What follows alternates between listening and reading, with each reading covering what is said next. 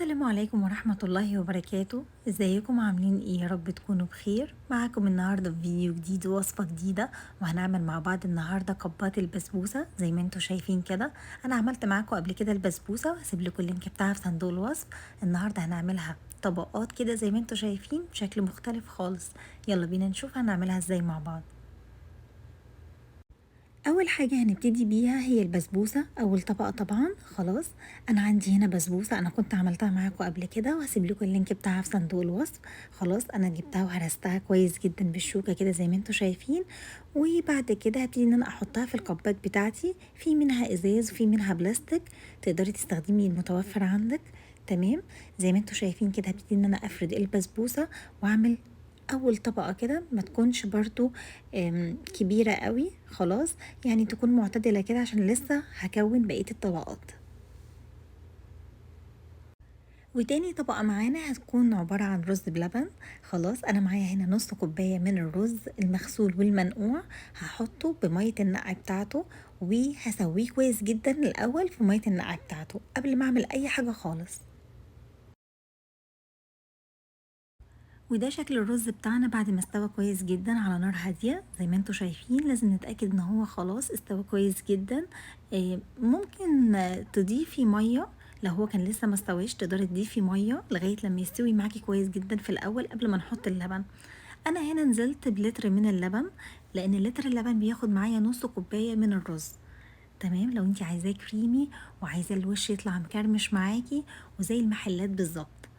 هبتدي ارفعه على نار متوسطة مع التقليب المستمر زي ما انتوا شايفين كده لغاية لما اللبن معانا يبتدي ان هو يسخن شوية. واول ما اللبن يسخن معانا ويبتدي يدخل في مرحلة الغليان زي ما انتوا شايفين، مش هستنى لغاية لما يغلي، انا بس يبتدي في مرحلة الغليان. هنا نزلت بعلبة من القشطة ونزلت بكوباية من الكريم شانتيه زي ما انتوا شايفين، وهقلبهم كويس جدا لغاية لما يدوبوا مع اللبن. بعد كده هنزل بالسكر على حسب الذوق، وانا هنا ما زودتش السكر خالص عشان البسبوسه عندي مسكره. بعد كده هنزل بنص كوبايه من الميه مدوبه معاهم معلقتين كبار هرميين من النشا زي ما انتوا شايفين، وبقلب كويس جدا علشان النشا ما تكتلش معايا. واخر حاجه خالص بنزل بيها نص معلقه صغيره من الفانيليا. وبكده الرز بلبن بتاعنا هيكون جاهز معانا. هنرفعه من على النار وهنبتدي ان احنا نصبه فوق البسبوسه كده في الكبات وهو سخن. طبعا لازم يتصب وهو سخن كده زي ما انتوا شايفين.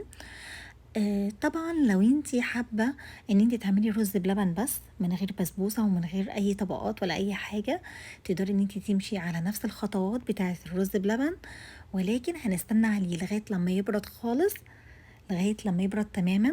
يعني نسيبه كده بعد ما نصبه لغاية لما يبرد تماما. بعد كده هنغلفه لازم بستريتش راب قبل ما ندخله التلاجة.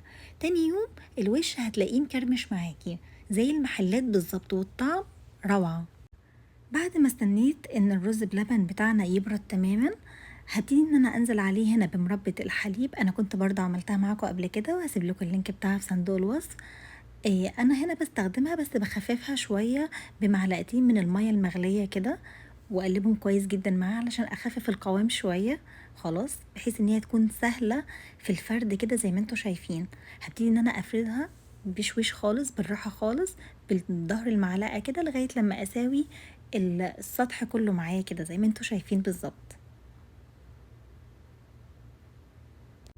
بعد كده هبتدي ان انا ازين الوش بالفستق المجروش زي ما انتوا شايفين. تقدري تستبدليه باي حاجة متوفرة عندك او انتي بتحبيها، تقدري تستخدمي اي شوكولاتة سايحة مثلا، اي حاجة بتفضليها ممكن انتي تستخدميها. وبكده بتكون الكبات بتاعتنا جاهزة. طبعا لازم بنغطيها بالاسترتش راب وندخلها التلاجة، وبيفضل ان احنا نقدمها تاني يوم علشان بيكون طعمها احلى كده وبتكون اخدت من طعم بعض. وبس كده الفيديو النهاردة خلص، وصفتنا كمان خلصت معانا. اشوفكم في فيديو جديد ووصفة جديدة، والسلام عليكم ورحمة الله وبركاته.